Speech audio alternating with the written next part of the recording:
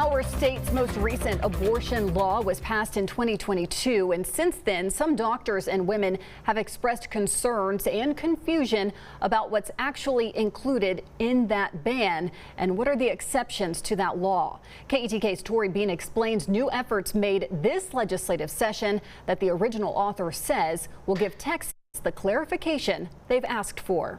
In East Texas, the 40 Days of Life movement is once again sitting outside the Tyler Planned Parenthood clinic. It's all about pray to end abortion, but we pray for, the conversion of hearts, really. In Austin, State Senator Brian Hughes from Mineola is leading the charge for pro-life by filing Senate Bill 31, Life of the Mother Act. This bill is to look at our pro-life laws and make the language even clearer, so there's no question, no excuse.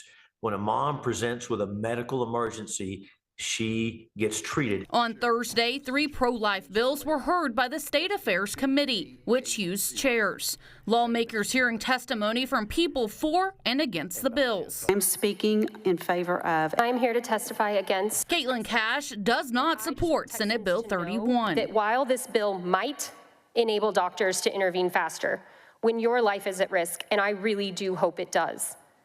I want Texans to demand more, though, from their legislature. During her first pregnancy, Cash was told her baby probably wouldn't survive, forcing her to go out of state to get an abortion. Then after several miscarriages and IVF, she gave birth to a daughter with more complications. My life was put at risk, not because doctors didn't know how to save me, but because politicians made it harder for them to do their jobs. Hughes also filing Senate Bill 2880, the Women and Child Protection Act, trying to hold people who send abortion pills to women in Texas accountable. Abortion pill is probably the biggest thing that we have right now that we're fighting against. Adding the Lone Star State is the first to take the makers of these medications head on. Right now, we have groups mailing these pills to moms in Texas with nothing on the beginning, no care following up, and it's against the law. A bill Cash says is the worst thing Texas could do. I honestly didn't think Texas laws could get much crueler,